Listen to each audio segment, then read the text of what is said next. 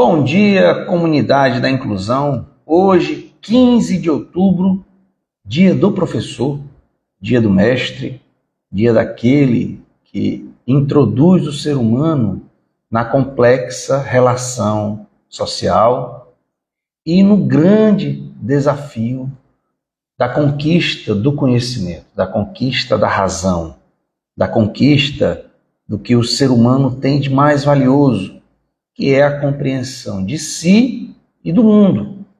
E nada melhor do que fazer essa homenagem aos professores, principalmente aos professores que estão dedicados ao ensino básico, ao ensino fundamental, ali desde a recepção dos nossos filhos, das crianças, dos bebês, inclusive, e que se dedicam para a construção de um mundo bem mais acolhedor, bem mais humano e comprometido com o que a gente tem de mais valioso, que é o desenvolvimento de cada um de nós, de cada um dos nossos filhos.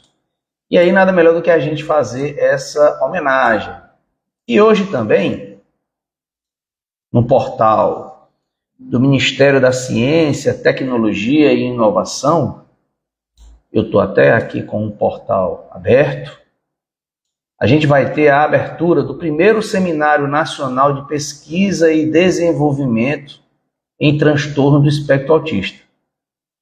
Esse seminário, gente, vem atender a uma demanda da comunidade autista, da comunidade da inclusão, da nossa comunidade. É uma luta que a gente vem travando desde o ano passado, principalmente aí, falo, da luta,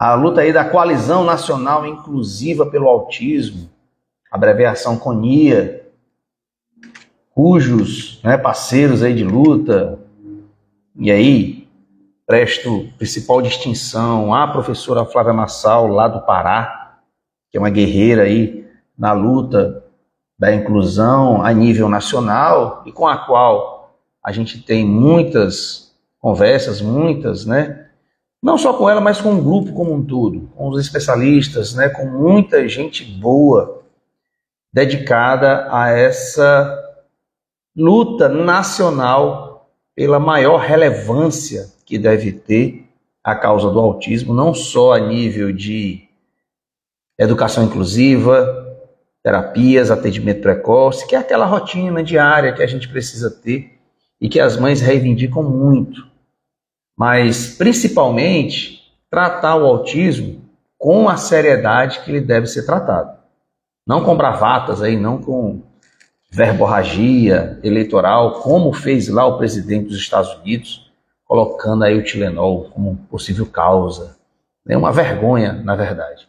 E aí o Ministério da Ciência e Tecnologia, aqui no nosso Brasil, veio ao encontro dessa nossa busca para tratar o autismo com as devidas pesquisas, não só para a sua melhor compreensão, mas como é que a gente realiza avanços cognitivos, avanços de compreensão para também abordar o autismo nas terapias, nas escolas, cada vez mais com sucesso. E aí, é claro que eu preciso ter a concorrência do nosso Ministério da Ciência, Tecnologia e Inovação. Ora, por que os meninos e meninas com autismo se interessam tanto por tecnologia? Será porque é uma troca ali silenciosa que ele desenvolve com a máquina, a inteligência artificial, produzindo jogos, porque ele não tem a necessidade de estar interagindo socialmente? Será que é só por isso?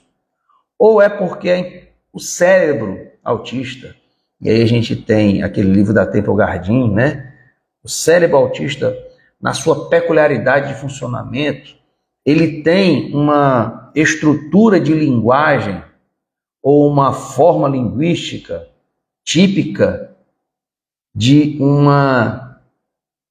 de um espaço, digamos assim, do meio tecnológico artificial. Artificial no sentido de conjugar com essa inteligência que está sendo desenvolvida, que é a IA, a inteligência artificial. Será que os desenvolvedores da IA buscam exprimir a forma com que o seu cérebro trabalha, a forma com que ele se desenvolve, ou ele aprende, ou ele percebe, está sendo transmitida para essa inteligência? Como é que de fato isso se concretiza? Então a gente precisa de muitas respostas ainda, a gente precisa investigar. Só que para isso, a gente precisa investigar com seriedade, colocar pesquisadores, promover bolsas de pesquisa, incentivo para que pesquisadores se dediquem a esse tema, para que eu tenha melhor desenvolvimento nas universidades da compreensão, né, dessa complexidade profunda que é o pensamento, o cérebro do autista. Então a gente precisa avançar muito para que a gente possa ter também muitas conquistas. E aí nada melhor do que a gente ter não só o MEC, o Ministério da Educação, o Ministério da Cultura, né? Por exemplo, como é que a pessoa com autismo se abre para o mundo da cultura, né? Não é só esses ramos nossos da cultura, da civilização, do conhecimento, mas é necessário a gente tratar com esses desenvolvimentos da ciência, tecnologia, até para apontarmos as terapias que demonstram ter maior repercussão quanto à sua finalidade. Então, assim, a gente fala muito em métodos comprovados cientificamente, com retornos científicos, para que a gente possa adotar mecanismos e meios para desenvolvimento. A gente teve, inclusive, no STF, um julgamento agora, repercutiu aí no STJ, né, da lavra até do relator do julgador, que capitaneou aí o entendimento, o cearense aí, Raul, ministro Raul, colocando a ecoterapia fora das obrigações dos planos de saúde, porque, segundo ele, no processo não foi demonstrado evidências científicas para ter a ecoterapia como necessária, como fundamental a ser de responsabilização dos planos de saúde. Ou seja, a gente tem que demonstrar evidências científicas da terapia para que ela seja adotada como terapia que se busca não só, né, como um lazer, como diversão, como desenvolvimento nessa área, mas cientificamente comprovado que ela é fundamental ou que ela produz efeitos terapêuticos de melhoria, de avanço para a condição do autismo. Então eu preciso de evidências.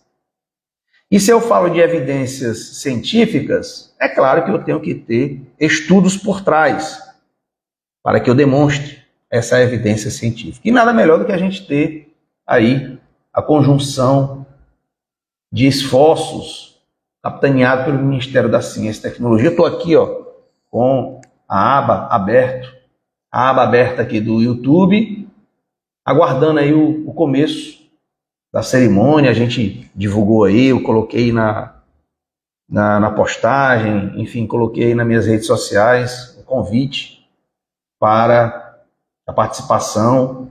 Primeiro seminário de pesquisa e desenvolvimento em transtorno do espectro autista, cerimônia de lançamento da rede Pesquisa e Desenvolvimento em Autismo. Pesquisa e Desenvolvimento em Autismo. Então, muito importante. E aí, a gente resgata a fala do grande Paulo Freire, grande professor, educador, pedagogo Paulo Freire, sobre a pergunta que foi feita a ele, como ele entendia o fracasso que alunos têm nas escolas. Evasão escolar, repetição de ano, enfim, o fracasso do aluno. E aí ele observa, bem, o entendimento capitalista, aquela da competição, ou mesmo consequencialista ali, ou instrumentalista que diga, de levar vantagem, de ser aquele que prospera frente à derrota do outro. Nunca ninguém prospera buscando a prosperidade do outro, mas às vezes, ou muitas das vezes, é você prosperar, mas o outro tem que ser derrotado naquela competição, com esse olhar capitalista mesmo, de que eu só posso ter conquista se eu tiver conquista sozinho, e não essa visão comunitária, essa visão mais de engrandecimento da coletividade, da sociedade, ou seja, onde todos ganham, onde todos precisam ou podem ganhar. E aí ele fala assim, bem, o fracasso nessa mentalidade é jogada para cima do indivíduo, do objeto, né, que tá sendo desumanizado. Então, eu tenho na escola não um sistema, uma rede. Eu individualizo pessoas, eu tenho alunos. Então, se um aluno vai mal, a transferência desse mal ou desse fracasso é colocada para o aluno e não em cima de um sistema, de uma rede ou da própria escola. E aí ele afirma, quando um aluno vai mal, quando um aluno fracassa, nesse termo reducionista, na verdade, quem está fracassando é a rede de ensino. Quem está fracassando é a escola. Quem está fracassando são os professores dessa rede, dessa escola, desse planejamento pedagógico, dessa soma de ações que busca, né, o resultado positivo de desenvolvimento daquele aluno, não só dele, mas de toda a comunidade. Então vai aí esse recado, enquanto a gente está aqui conversando com vocês, né, com a gente, esperando aqui o seminário começar e parabenizando aí todos os professores que lutam, né, que estudam, que pesquisam, que se desenvolvem, principalmente junto com as dificuldades enfrentadas, as dificuldades que eles encontram deles mesmos, né, e dos seus alunos. E aí a gente tem essa rede que precisa ser ampliada e cada vez mais esclarecida. Se eu tenho dificuldades, eu preciso identificá-las bem, né? Entendê-las, compreender as suas causas, os seus resultados, o que é que ela provoca e assim buscar soluções. É isso que o professor tem que fazer na sua rotina, com um aluno, com a sua sala de aula, com a sua escola. Compreender aquela complexidade. O que é que entrava, o que é que impede um aluno ou uma turma de prosperar dentro daquele planejamento? É o planejamento que está errado? São dificuldades que estão atrapalhando, dificuldades individuais do aluno, de um grupo de alunos, né, de uma escola como um todo, da comunidade escolar como um todo? Então isso precisa ser entendido para que seja superado e essas conquistas, né, sejam alcançadas. E nada melhor do que a gente estudar esses problemas. Por isso, tá, a pesquisa, principalmente a pesquisa científica, é muito importante. E aí vai aí a nossa observação quanto ao início dessa jornada aí de esforços do Ministério, tá, da Ciência, né, Tecnologia e Inovação para a criação da rede de pesquisa e desenvolvimento em transtorno do espectro autista. Então, fica ligado, acompanhe a gente, que a gente sempre traz para você o que a gente tenta produzir de melhor e repassar o que está sendo produzido de melhor também para você. E feliz Dia do Professor, tá? Bom dia e comece bem essa nossa quarta-feira.